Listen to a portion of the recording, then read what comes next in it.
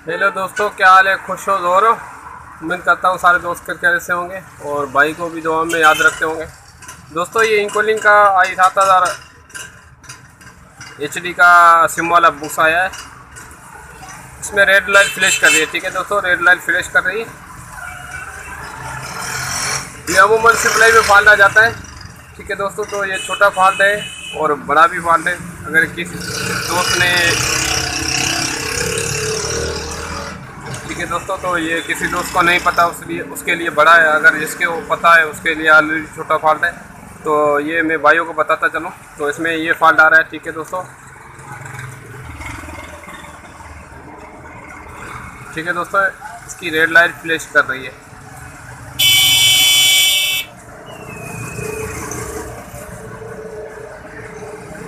ठीक है दोस्तों, ये ऑन नहीं हो रहा, रेड लाइट बिल्कुल फ्लैश कर रही है।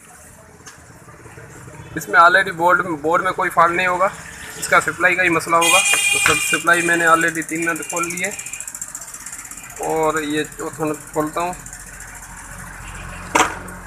ठीक है दोस्तों, तो इसमें अमूमन जो फॉल्ट आ जाता है सप्लाई में, अमूमन ये वाला फ़िल्टर। ठीक है दोस्तों, ये इसमें लगा होता है 16 वोल्ट 1000 U में। इसमें लगा हुआ है 10 वोल्ट 1000 U का। ये 16 वोल्ट 1000 U का कंडेंसर लगा होता है। ये वाला अमूमन यही कंडेंसर ख़राब होता है। ठीक है दोस्तों, अगर ये फ्लैश आ रहा है, आपकी सप्लाई में इंडिकेटर आ रहा है, आप सप्लाई प्रॉपर चेक करनी है। अगर सप्लाई में इंडिकेटर आ रहा है तो आपने ये कंडेंसर 16 वोल्ट 1000 U का लगा होता है इसमें। तो इसमें पहले भी चेंज किया हुआ है किसी दोस्त मिस्त्री ने। ठीक है दोस्तों, तो इसमें आपने लगाना है 16 वोल्ट 1000 U का कंडेंसर। तो ये अपना इंशाल्लाह मसला रेडी हो जाएगा। अगर फिर भी इसमें इंडिकेटर रहता है तो ठीक है दोस्तों, तो इसमें फिर ये भी फ़िल्टर अपन चेंज कर देंगे। ठीक है दोस्तों, तो अपन इसमें चेक करते हैं इसमें क्या मसला है। ऑलरेडी मैंने खोली है। ठीक है दोस्तों, तो इसमें देखो ऑलरेडी पहले भी इसमें किसी दोस्त मिस्त्री ने चेंज किया था। तो अभी इसमें दोबारा मसला आ गया। अभी इंशाल्लाह दोबारा मसला ना आए तो अपन इसमें लगाएंगे 16 वोल्ट 1000 U का कंडेंसर, ताकि 19-20 वोल्ट हो तो अपन का ये कभी ख़राब ना हो। और इसके अलावा इसमें दोस्त ये देख रहे हो, हल्की हल्की लूजिंग देखने में आ रही है आपको। थोड़ा मैं जूम करके दिखा देता हूँ।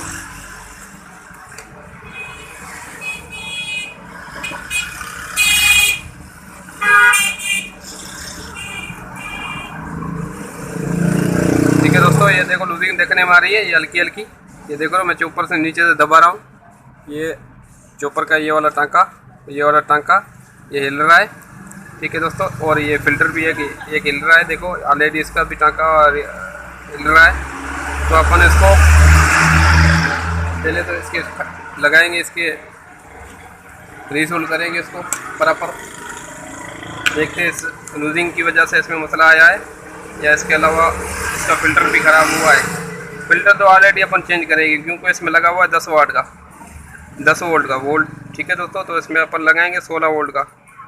ये 10 वोल्ट का कम होता है इसमें, तो कभी भी लाइट कम ज़्यादा आ गई तो इसमें फॉल्ट आ जाता है। तो अपन इसमें 16 वोल्ट का लगाएंगे। रीसोल इसको कर देंगे जहाँ जहाँ अपन को जहन में आ रहा है यार ये टांका लूज़ है, तो उसको रीसोल कर देंगे। रीसोल करने से जो टांके लूज़ दिखने में आए वो रीसोल कर दोगे तो इंशाल्लाह कंप्लेंट नहीं मिलेगी आपको। तो ठीक है दोस्तों, तो अभी रीसोल मैंने कर दिया। तो एक टांका मुझे दिखने में IC का भी आ रहा है। ठीक है दोस्तों, तो अपन ने रीसोल कर दिया सप्लाई। अभी ये कंडेंसर तो मैं चेंज करूँगा लाजमी। ठीक है,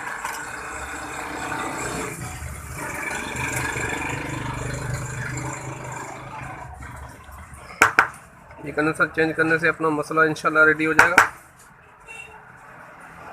मैं किसी दोस्त मिस्त्री ने लगाया था इसमें 10 वोल्ट का। ठीक है दोस्तों, तो अपन इसमें लगाएंगे 16 वोल्ट का।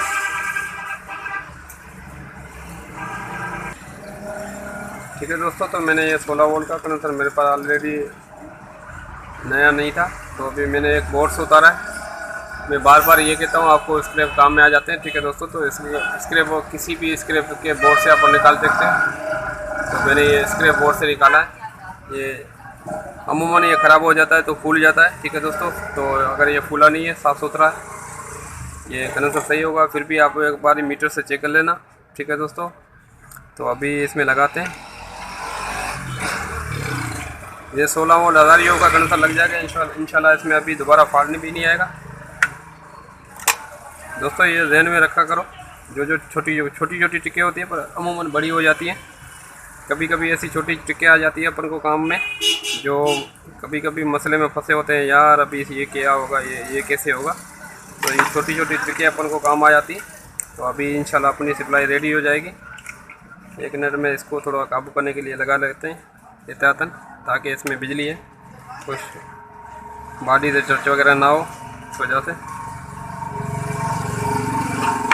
इसको लगाते हैं। इंशाल्लाह अपना रिसीवर ओके हो गया होगा।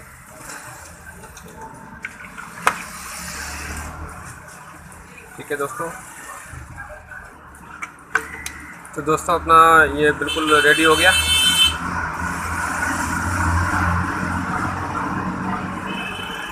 परफेक्ट ओके हो गया। तो इस तरीके से आप छोटे बड़े फॉल्ट निकाल सकते हो। ठीक है दोस्तों, तो ऑलरेडी इसका मैंने ये वाला फ़िल्टर चेंज किया। इसका टाँका लूज़ था, ये मैंने टाँका लगा दिया। 2-3 टाँके चॉपर के लूज़ थे। ठीक है दोस्तों, तो ये जो लूजिंग वगैरह हो तो आपको प्रॉपर उसको रीसोल्व कर दो, ताकि इसमें दोबारा फॉल्ट ना आए। इंशाल्लाह अभी ये कभी ख़राब नहीं होगा सप्लाई इसकी। तो इसमें 10 वोल्ट का लगाएंगे फ़िल्टर, तो ये 19-20 वोल्ट होते हैं, तो इसमें ये फ़िल्टर ख़राब हो जाता है इस वजह से। तो अपन इसमें लगाएंगे 16 वोल्ट हज़ारियों का कंडेंसर।